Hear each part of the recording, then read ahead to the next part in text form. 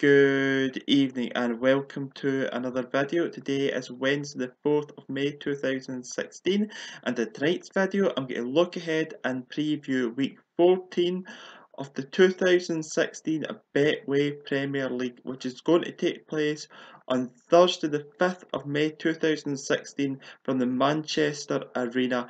It's going to take place at 7 PM live on Sky Sports. Now there's only 2 games left of the regular season, and the table currently stands with both Michael van Gerwen and Phil Taylor making it through to the O2 in the playoffs in a couple of weeks' time.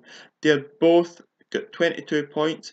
Michael van Gerwen leads the table with 22 points and a plus 35 leg difference. Phil Taylor in second place with 22 points and a plus 32 leg difference. So there's only three legs between the top two.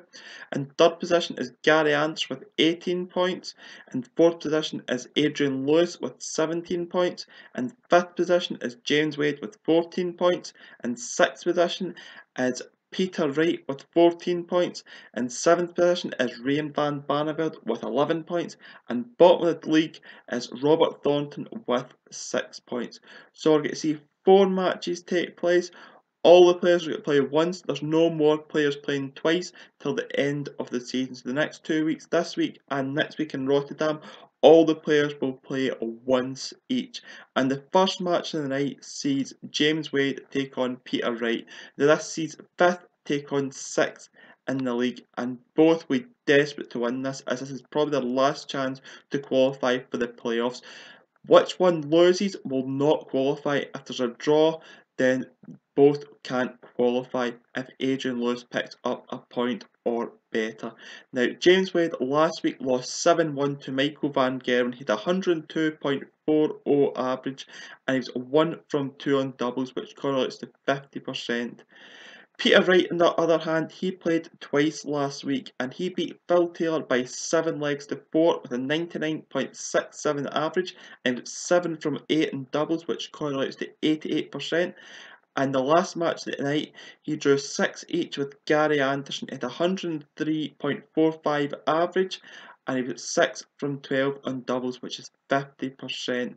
So what do I think is going to happen in this match? The momentum is with Peter Wright, with picking up 3 points last week, and I think that he'll continue that form on this week in Manchester. And I think he'll beat James Wade by 7 legs to 4. I think that Peter Wright will then move on to 16 points, and a lot will depend on the other games. We'll see if he's still got a chance next week in Rotterdam to make the O2. The second match of the evening sees Gary Anderson take on Robert Thornton. Now, Gary Anderson last week beat Raymond van Barneveld by 7 legs to 5 with a 99.19 average. He was 7 from 20 on doubles, which correlates to 35%. He'll be hoping to improve that statistic this week. The last game of the evening, I said before, he drew 6 each with Peter Wright with 101.51 average, and he was 6 from 10 on doubles, and he did improve that double percentage.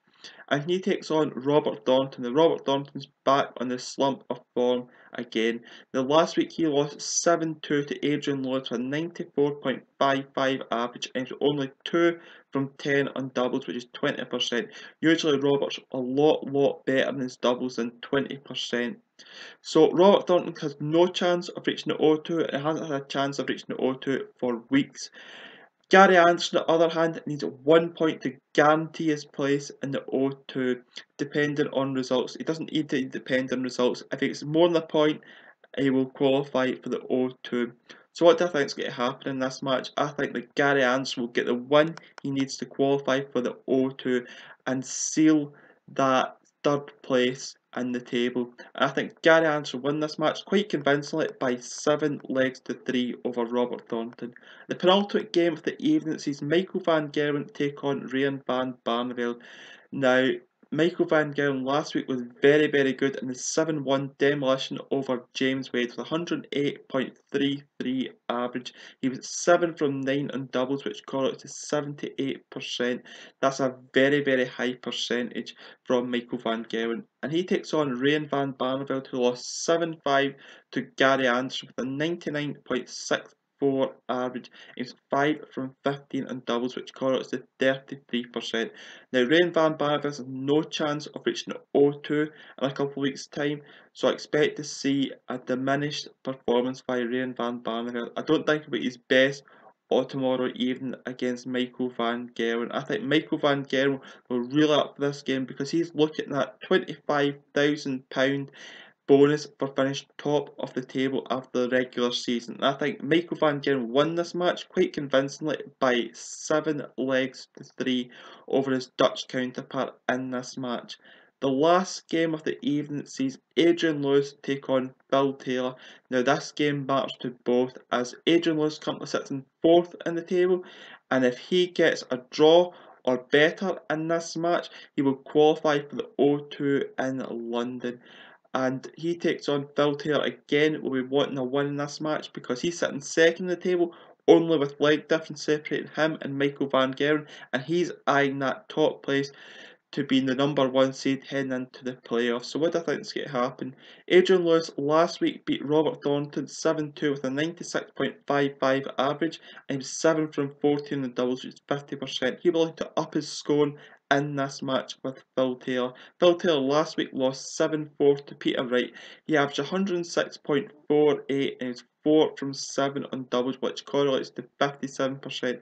Now, Phil will be hoping that he gets more chances at doubles in this match against Adrian Lewis tomorrow night.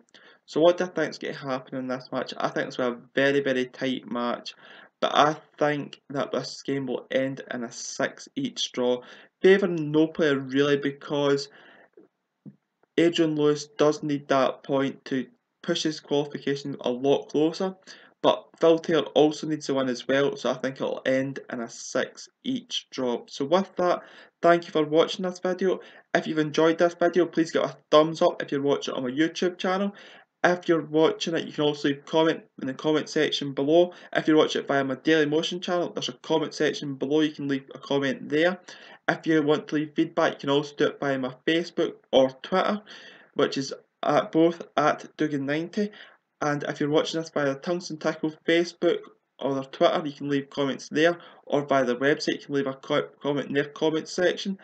And until another time, I will see you then. I'm not sure what my next video is going to be, but I will let you know via my own personal Twitter. So until then, I will see you then. Goodbye.